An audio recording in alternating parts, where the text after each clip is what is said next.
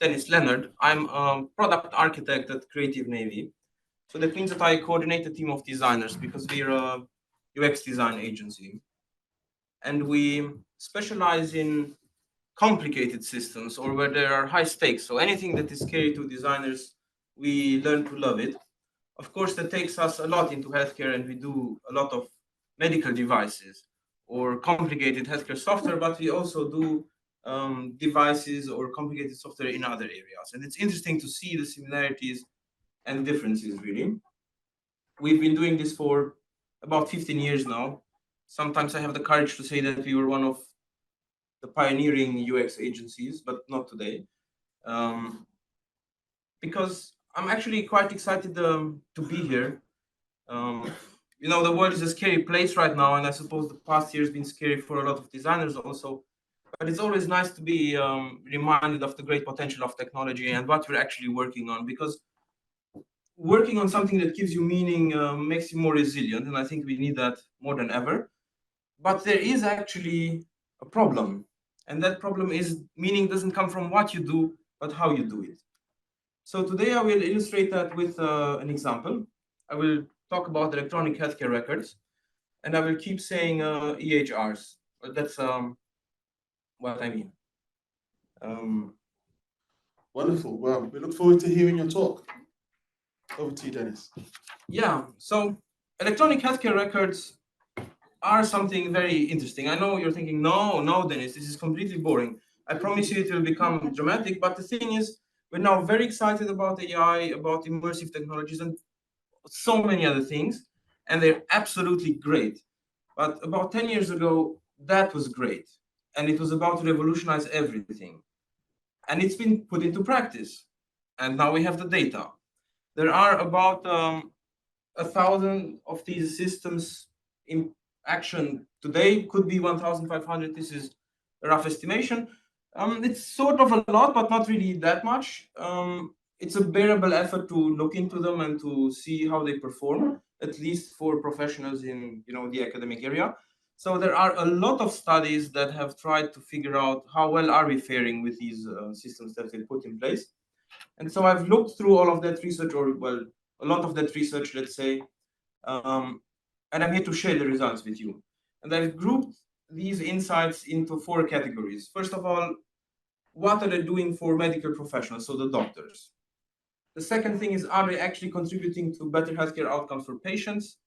Then we have to wonder whether they somehow support the functioning of healthcare organizations. And finally, and I think this is the thing that got a lot of people excited about these electronic healthcare records is, are they making the data dream into reality? Because the point was, if you take all the things that are handwritten and put them together into a digital system, this is going to change everything. Well, let's go through them one by one. How have they affected doctors? Well, one thing that we can look at, and this has been looked at a lot, is the time that doctors actually spend on. And it turns out that per appointment, they spend an average, what is it here, 18 minutes, and specialists about 35, but sometimes it can be more. And a lot of doctors have to put in an extra hour after work to just deal with a lot of other issues in here. So this is a lot of time. And the interesting thing is that research shows it's more time than they used to spend before with all of these administrative issues. So that idea of making the user more productive, which in many ways is the whole basis of the digital revolution, hasn't happened in this space. But maybe there are other benefits. So the research has looked at what other impacts does this have on doctors, and unfortunately, not really great impacts, because electronic healthcare records are strongly associated with burnout in doctors. Of course, not all the doctors are burned out because of electronic healthcare records, but the majority of them feel more stressed, and they say they have more tension with their personal life and the work-life balance. And I hear you thinking, well, doctors have always been stressed and burned out. This is nothing new. Well, okay, but it's really sad that electronic healthcare records are contributing to this. But you could be thinking, okay, life has become more difficult. Aren't we all a little bit exhausted? So doctors are exhausted. Doesn't really matter. Perhaps they can do a better job. Unfortunately, not really, because it turns out electronic healthcare records oftentimes actually make it more difficult for doctors to synthesize information, to develop an overview of a case, and that function where they are supposed to link together the fragmented nature of care in time and across specialties doesn't really work that well. And a lot of that is because of how they're built.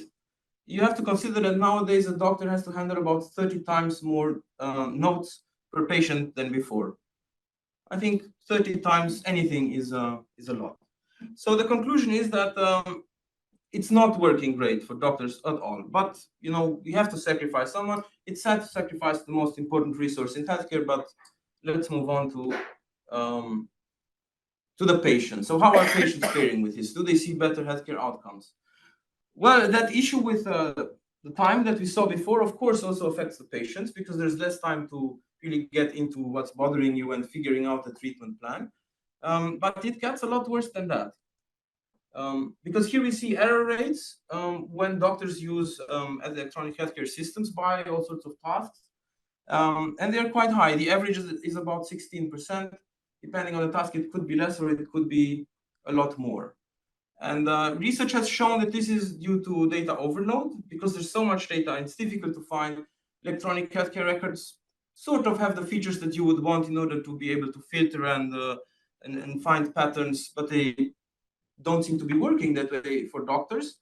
And another interesting thing is that due to the poor usability of these systems, doctors tend to use a lot of workarounds to get the result that they want. So that, of course, creates an opportunity for a lot more errors. And now going into a little bit of personal speculation, I'm guessing that the reality in here is probably a little bit worse than what research can show, because my guess is that actually doctors are sort of buffering the patients from what could happen by putting in more work, by finding workarounds and so on, which of course, again, generates stress at the other end. So this is not really that great for patients. This year, we're actually seeing the first cases being brought before court against electronic healthcare record software companies, because in some cases, well, the cases are underway now. We don't really have a verdict, but it's being alleged that the design of the system has caused doctors to make errors that have resulted in debilitating consequences. And there is a final issue with these electronic healthcare records for patients, which I won't really go into because we'll have another session about security. But of course, that's privacy and security. And I know it's sort of a tradition to pretend it doesn't really matter, and we'll just leave it for another day. But I'm afraid that the other day is sort of last year. Because last year alone, in this part of the world, there were about 400 attacks on hospitals where the systems were brought down. Not all of them were due to electronic healthcare records, but just in general. And that meant that the hospitals had to postpone work, and we all know that actually means it never got done, because even without these attacks, nobody has time to do everything they are supposed to do.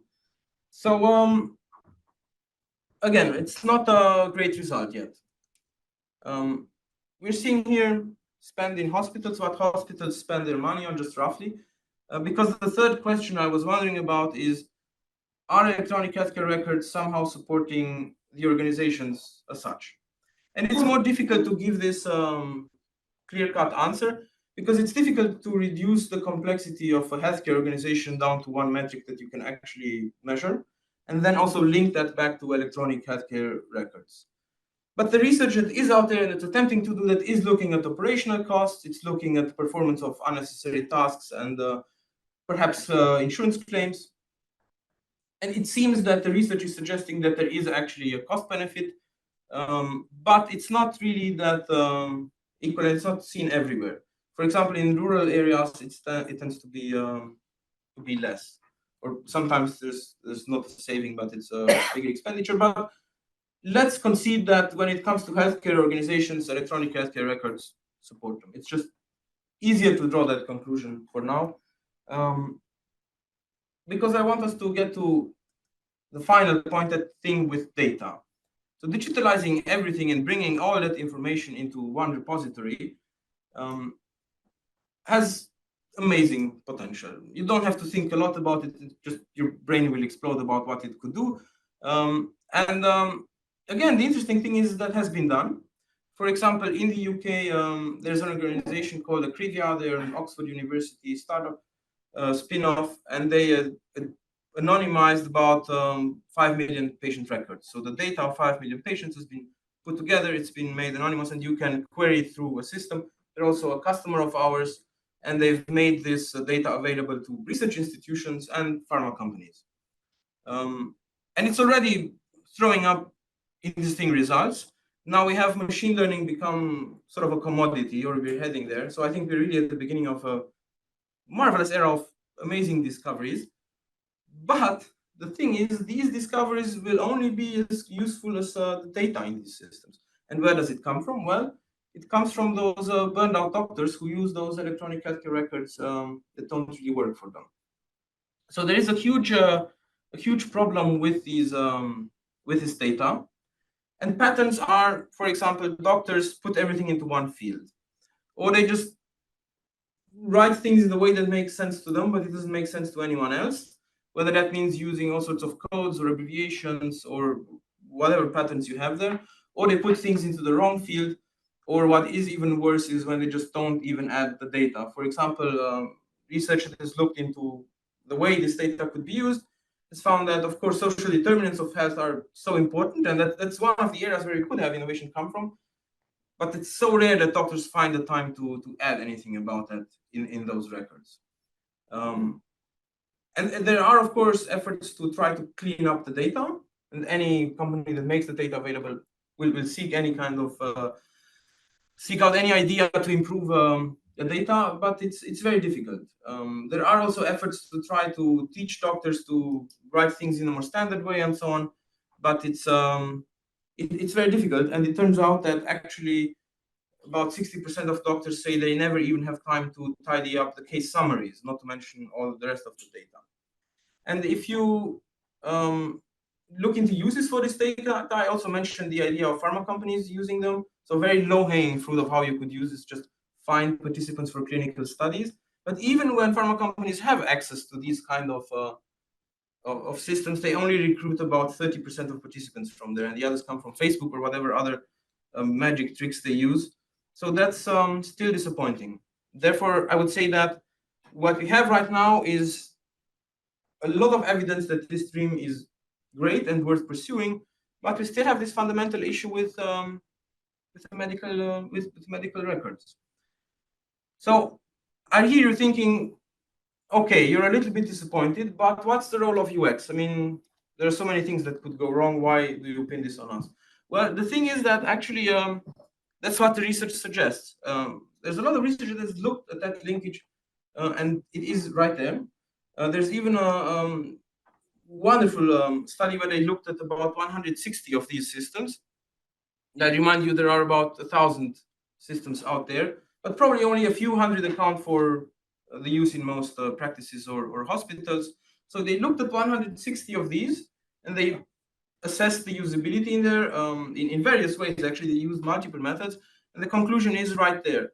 None of the systems has managed to cross the point of acceptable usability. So we're not talking about anything good, just barely acceptable. None of those systems has really reached that point. And there are a lot of studies that have just collected user satisfaction. Well, about only about 40% of users, of doctors who use medical records, are perhaps satisfied. That's for some systems, but the average is again around 16%. I think that is just depressing, is the word I would use, because if it would have been 17%, maybe, but 16, I don't know. But if you've ever looked at electronic healthcare record systems, that won't shock you.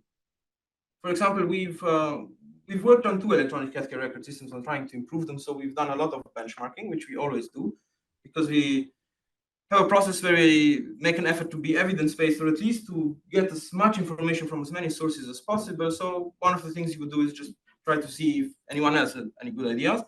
And we've looked at 300-400 systems, not in the systematic manner that this study has done, but it's so difficult to find anything that is in any way constructive. And I really want us to pause here for a moment, because as I said, electronic healthcare records were the thing that was going to revolutionize everything. And I think in many ways it's a lot less, let's say, visionary than AI or a lot of the things that we heard of today. And still, we have here the failure of about 1,000 teams, or at least of the vast majority. I won't say all, but the vast majority. And so I don't think we can dismiss this and just say we'll do better next time. I think we really have to think about how this could happen, because we have organizations here that were well funded. They had a lot of time. They probably had at least decent teams, but I'm sure there were a lot of really smart people working on this, and I'm sure of the good intentions. So what has happened in here? Of course, I don't have the ultimate answer, but I think any kind of effort to reflect on this is worthwhile. So what I will do next is I will share with you some of my thoughts and also perhaps some ideas on how we could do better. Because as I said, we've worked on two EHR systems and trying to improve them, but we've worked on really dozens of other complex healthcare applications, or even software in other fields that surpasses the complexity of medical records by a lot. And I've seen patterns, of course, in this practice. But for my talk here today, I felt that's not enough. So I reached out and I asked about 50 product managers and designers who are working in EHR software companies, why they think this has happened. And I, of course, got all sorts of responses, but there's one theme where the issue that's being brought up is complexity. That's usually either there are a lot of features, or we have to bring in a lot of different types of users who are supposed to use the same system. Of course, that's typical, that adds complexity. But another theme that I've seen, and that's especially with designers, is where they say, well, there's a huge challenge with getting people in these teams, in the stakeholder groups, to accept those designs that actually provide the usability that would satisfy the users. That's the point of failure. And that's also something that I have witnessed a lot, because I think there are really two demons to battle with in healthcare. One of them is that design is still not appreciated yet. I think design has sort of made its journey into all sorts of industries where it was dismissed and then it's proven its case and so on. Well, it seems that in healthcare, this is proving it takes more time. I think it's still in its infancy in terms of people recognizing the importance of UX, which is a little bit strange when you think about the fact that human factors sort of came out of this field, or this is the field where it was really full of energy in the 50s or the 60s, and then it's made it into regulation. So it was a great start, but somehow today it's not what it used to be. But there is a second demon, which is called groupthink. And this is a phenomenon where it's sort of like an invisible force where when a group comes together, they all have their different biases, and eventually they end up, and there's a group bias that ever so slightly works its wonder in tiny decisions, but when you go over the span of time, it has a dramatic impact. But it affects the way you think and you see things, because it's that bias that is very difficult for you to realize, because it comes from how you see the task, how you see yourself, how you think of technology in general, how you've always done things in IT and so on.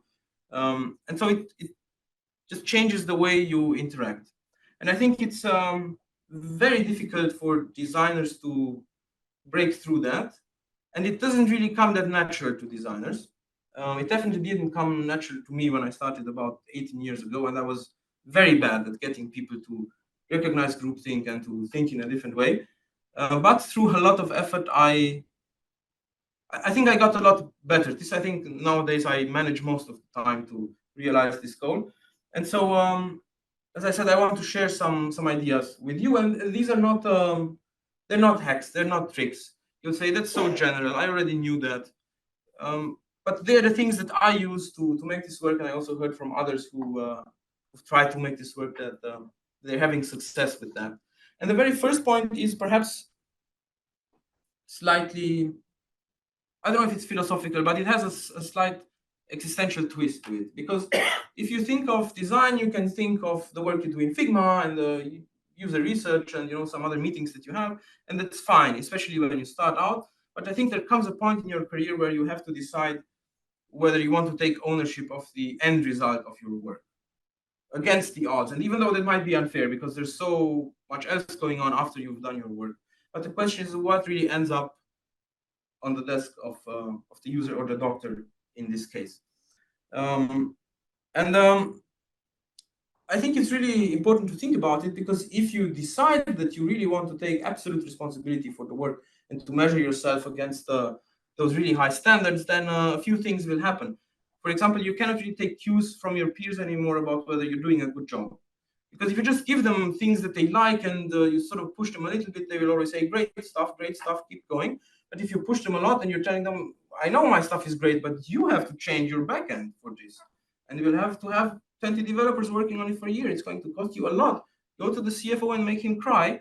That's when people will tell you, no, you're not doing great work anymore. You're annoying now. But you have to realize that this is what's going to happen. And also, you will be very alone in the beginning, and that is a little bit scary. And the thing is, you have to accept the risk that you will fail. And here I have a little quote, which I think puts this quite nicely. Because when it comes to the risk of failure, you need a little bit of an emotional approach to it. But the point is, it talks about facing an infinite task without flinching, with the discipline and endurance required for a higher cause, which necessarily ends tragically and not with redemption.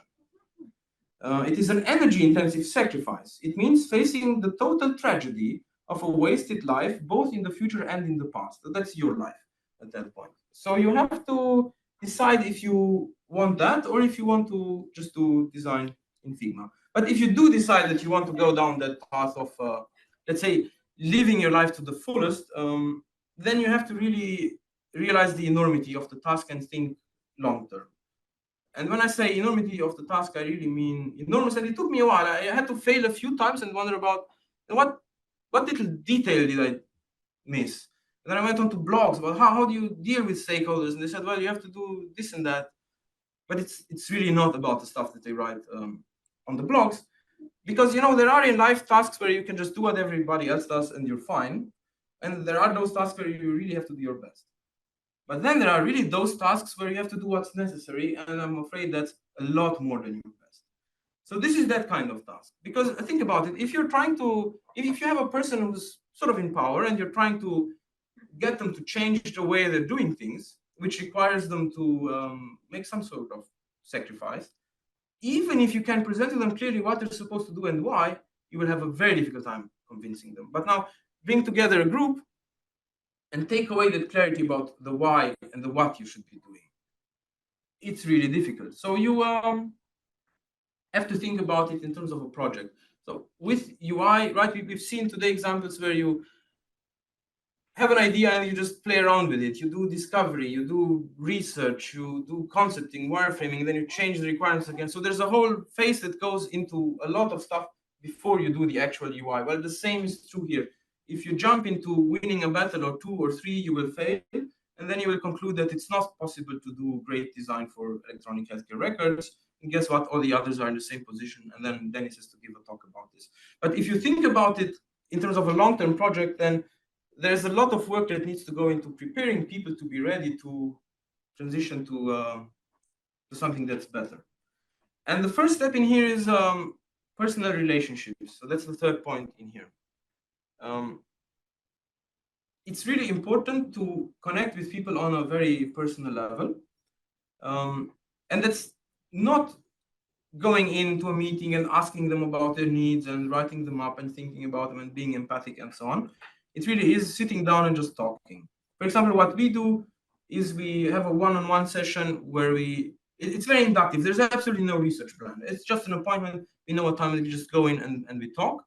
And it's extremely unprofessional, and that's the whole point of it. Because we don't want to interact with the person in their professional role. We want to get them out of that and just establish that thing. You're a human, I'm a human. Let's see what we're all traumatized about and what we actually like. Of course, you can do more or less of that, but even a little makes a big difference. And if you are already in a team, you might feel that you have that connection with others, but chances are you don't, if you don't have those kinds of conversations. And I'll give you an example. We were called into an organization who had a complex piece of software, and all the stakeholders had very entrenched views, and they were very sure about what needs doing. For example, the director of marketing said they need infographic stuff in the user interface, whatever that means, but it was very important. Or the CEO was only about increasing the number of users. The CTO was sort of oscillating between we can do anything and nothing can be changed. And then there was a director of training who wanted to bring in details from the user manual into the user interface. And in those meetings where you do stakeholder analysis and all the other methods that we have, they all had fantastic, logical, thorough argumentations about why that was important. But then when we had those one-on-one conversations and we built that relationship where we talked about butterflies and other things, and I discovered a new hobby and so on, we learned that actually there was a completely different dynamic at play. For example, the CEO had sort of given up on his team or on his own ability to form the right team, where he felt that my team is good, but they're not able to turn this product around and bring it to the forefront of the market again. So I'll do an exit, and I want it to be as okay as possible. So let's just try to improve some metrics, at least a little bit. The director of marketing was sort of in an existential crisis where he felt that he hadn't really caught up to all the changes in marketing, and he didn't even know how he would approach that. So he was hoping that making something modern would redeem that. Whilst the CTO was also sort of resigned because he had been asking for a larger team for a long time, didn't get it, didn't believe he'll ever get it. But also he was sort of sure, knowing everybody, that it was impossible to agree any kind of new design, so nothing to worry about. So these are examples of things that the design that you do doesn't matter anymore if you're battling with this, at least if you're ignoring those or if you don't know about those things. And if you don't connect with people on a personal level, they won't let you in on that. You would be crazy to tell anyone any of those thoughts you don't trust. So that is very important, but it's really just the basis. You know, having friends doesn't do more than having friends. So the next thing you have to do is change people's perception, and this is the difficult task. But if you have the personal connection, at least they will listen to you before they dismiss you. But the point is, you cannot ask people to change the conclusion they draw from reality before you change that reality. So you have to educate them, and that takes a lot of time. And it has to be something that you're very purposeful about. And it doesn't have, it shouldn't be about you and your facts, but it should be about them and the way they see reality. So when we do user research, we collect a lot of information about what we need for design. But when we want to influence stakeholders, that's not what we need to tell them, or not always. And we've heard from Giles before the power of patient stories. Yes, those are really powerful. What we also have discovered is that there's this trick where we use quotes now. I think it's been 7 or 8 years that came into fashion in user research. It was a great idea, really good thing to do. But let's upgrade now to video. For example, what we do is when we do user research and we find a user who's really good at articulating these issues and so on, after the session, we ask them to sort of just record a little message for key stakeholders where they repeat that. And it's very impactful to really hear that from a person the way they're saying it. It's a lot better than a quote. Another thing that we do is we tell the users, we've gotten your feedback and it's great. Now, please also reach out to support and tell them the same thing. Because when we collect all that information and we just present it as one voice, it has a different kind of power, but it's not everything that's needed. When support hears about issues, it's being taken more seriously. The other thing that you have to do is collect the right facts. Because when you collect information for user research, you focus on some things, but it might not be the thing that the stakeholders are ultimately interested in. For example, when we did research for EHR systems, we looked into the commercial value or the monetary value of a great patient experience to the practices. And so that's how you should frame things for the stakeholders. Or when we index errors and we see how they happen, we also look at what is the consequence of those errors. And it might be that it's not the most common error that really sticks out there, but it might be one that is really, really painful for everyone else to deal with, and it creates overhead and costs. And so then you can bring that to stakeholders and say, look, if we just solve this error and hopefully the others, we can tell the clinics that they save £2,000 per month. So let's invest some money in development time into fixing that. So that's also about collecting the right facts. And then when it comes to dissemination, one tip I have is don't do it all at once. Because there's this question, right? Should you sort of go with force, or not with force. Well, my recommendation ultimately is don't do it all at once, because when you produce a shock and you're dealing with sort of this group thing that you might not be aware of, it's always a minefield.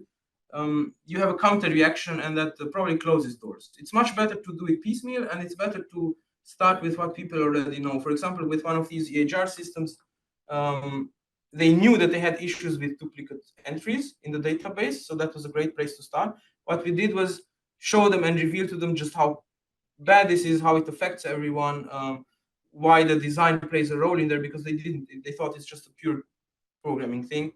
And then you can build from there. You can add more facts and disseminate them that way. Now, all the while, because this takes a lot of time, you still have to be a designer. Let's not forget about that. So the question becomes, what are you supposed to give your group?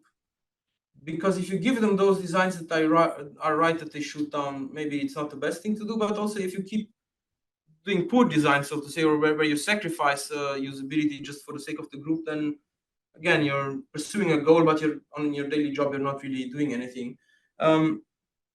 That balance is delicate, but I would say, especially in the beginning, it's important to be there for your team and to solve their issues while also thinking of the user. Of course, you can always explain that, look, this is an option. It's not the best option for the users because of these factors, but I think it will be easy for you to implement. And you can then also weave in all those facts that you've gathered. So that is actually the opportunity to disseminate the facts and to educate people about the reality that they're missing. But you can also show them a better design where you would say, well, if there wouldn't be those limitations, this is what it could be, and these would be the benefits. Of course, that means a lot more work. And this is where the risk aspect comes in, because people might say, well, okay, you did this and then you wasted a lot of time on creating a design that cannot be implemented. That's why it's a delicate balance, and you have to decide case by case. But keep in mind that if you are an antagonist to people, you will not get them to change their view of reality, and you will not get them to cooperate. And just that you know that they should, and that you know that you're right, doesn't do anyone any good. That's why you have to think about this purposefully and explicitly, and you have to use a separate method to deal just with this. But then eventually, when you've brought people to a point where they see things differently, you have to start to push for that change. And that's where, even if you've done your homework really well, it's still not that easy, because change is scary for at least two reasons. One is that there's the ambiguity of change. What are we changing into? Something that we don't know. Oh no, it's very scary. But also, when you're trying to create something that's sort of new, you can easily think of a lot of things that will not work. So that's why you have to demonstrate the vision.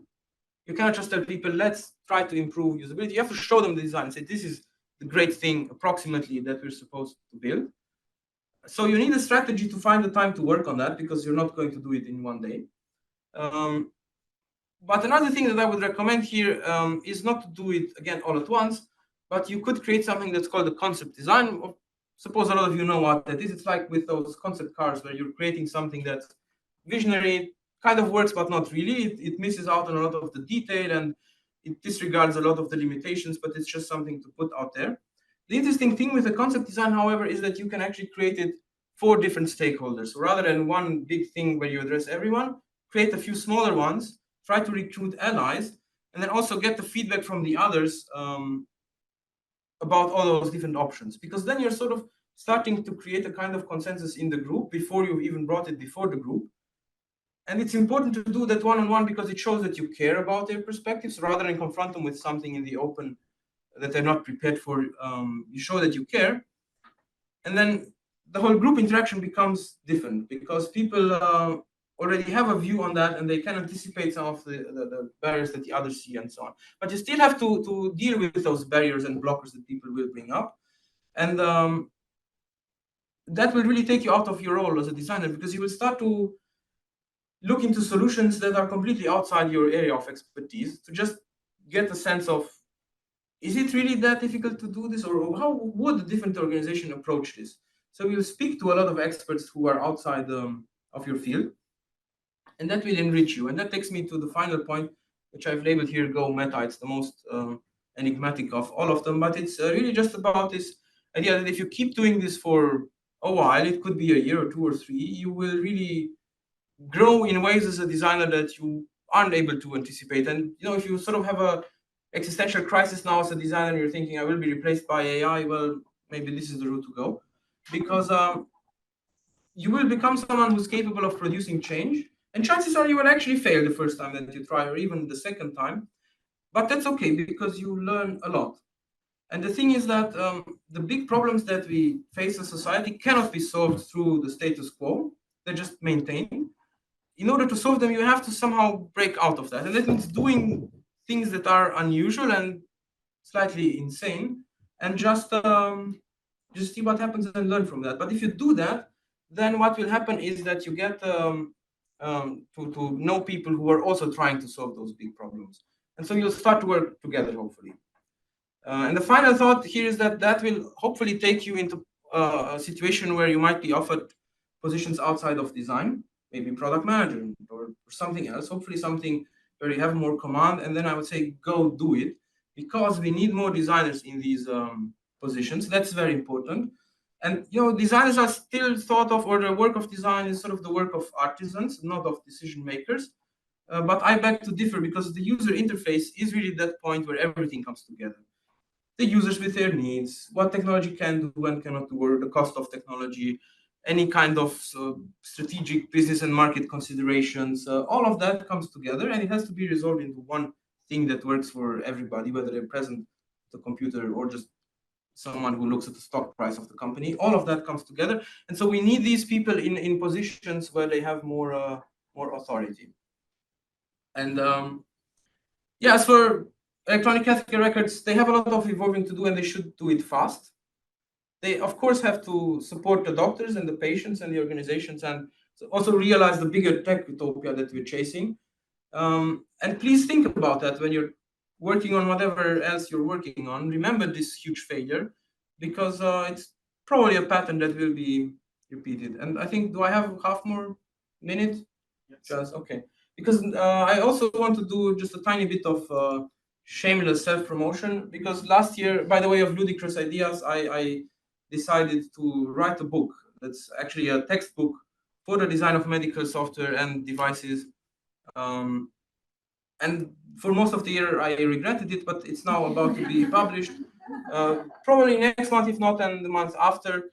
And so I will post a lot about it on LinkedIn. I will probably overdo it, so I already apologize, but you can follow me there to learn about when it's being published. The point of it is I try to bring together everything that you're supposed to know as a designer if you want to work in this field. And of course, there are so many disciplines and so many different things that you have to know that are outside of design. So I hope to be able to educate people about that. It's got about 30 chapters, and it's a lot of work. It's the first edition. It will probably be embarrassing, but I actually hope it's sort of just an experiment where the second, third, and fourth edition will be a more collaborative approach, because I'm sure, obviously, there are thousands of experts who are much better in all individual fields, and the textbook should be the work of a group of experts. But I just wanted to break the ice with this. So even if you've ever thought of, I know a lot about, I don't know, regulation in medical devices and UX, well, please help with that. I did my best, but I'm sure it could be done better. So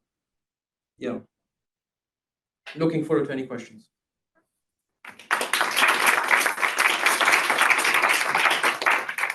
Thank you. That was really refreshing, because there's times when I go to some of these conferences, people talk about the EHR, and it's still ultimately, oh, this is what it should look like, and just basically the UI part. But you talked about a lot of the realities, and I like one part actually near to the end of what you were saying, just got me thinking that I am a strategic decision-making artisan. I really like the sound of that.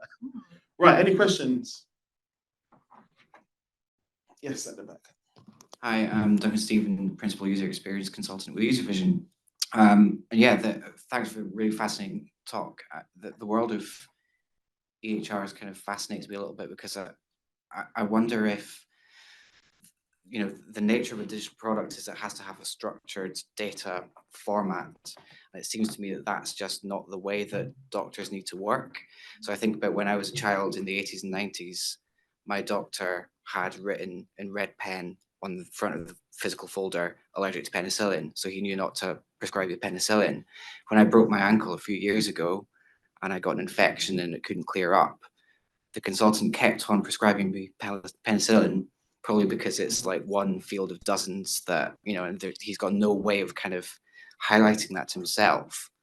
And reading a bit about the ways doctors kind of remind themselves about the needs of patients that are really complex and multifaceted and aren't necessarily in this structured data format. Do you have a sense of how we can get past that? Because you know, if we're going to commit to having these electronic records and we can see the potential, you know, the kind of need for them, how do you have a sense of how we kind of cross that bridge into kind of the mental models and the ways that the doctors need to work?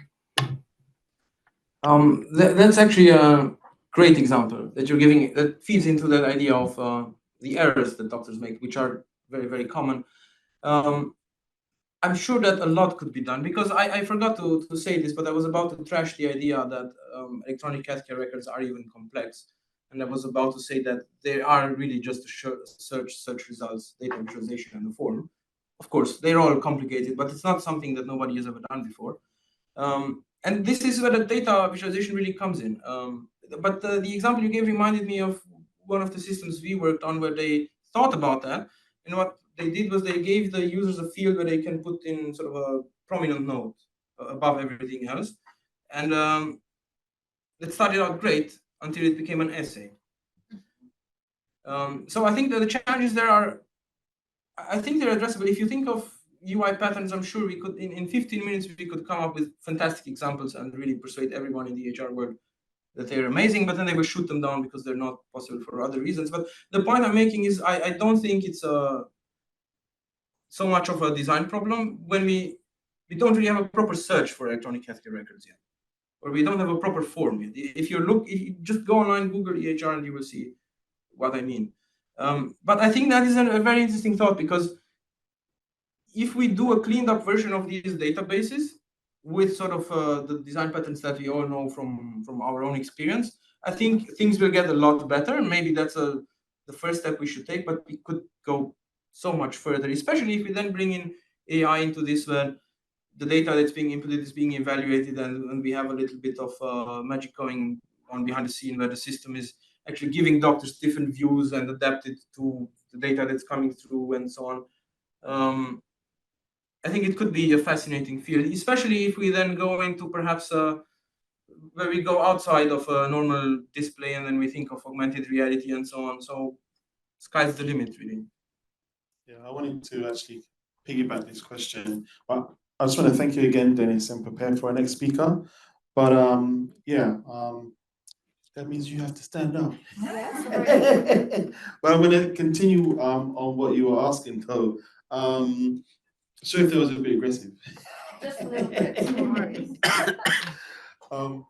Is the big thing that comes to mind as a clinician is, well, there's a few things that comes to mind. One is that doctors, when we're in training, and that includes our first few years, we copy the behaviors of our seniors, but the seniors haven't copied the behaviors of each other. So there's still a lot of inconsistency in the ways of working. That's the first thing. The next one are that the EHR is just one source of truth. It's a very powerful source of truth, but we normally go to that to just find a summary, and how the summaries are presented is not standardized across the different EHRs. So it's all down to workflows and the lack of standardization of that, and communication methods and modes, which also isn't standardized. So what I find you rely on then is, for the lack of a better way of putting it, well-trained clinicians, where it's like, are we doing what's best for the patient? Do I have all the information to do what's best for the patient? Similar to being a UXer, am I doing the best for the end user? Am I using the right data points to actually do what's best for them? And that's a training piece for that. Policy, standards, professionalism that can be dictated from on up high, from senior management. So there's no easy fix for this, though. That's what I'd add. But yeah, this is a really good question. We're going to be moving on, Dennis. That was a great talk. Thank you so much.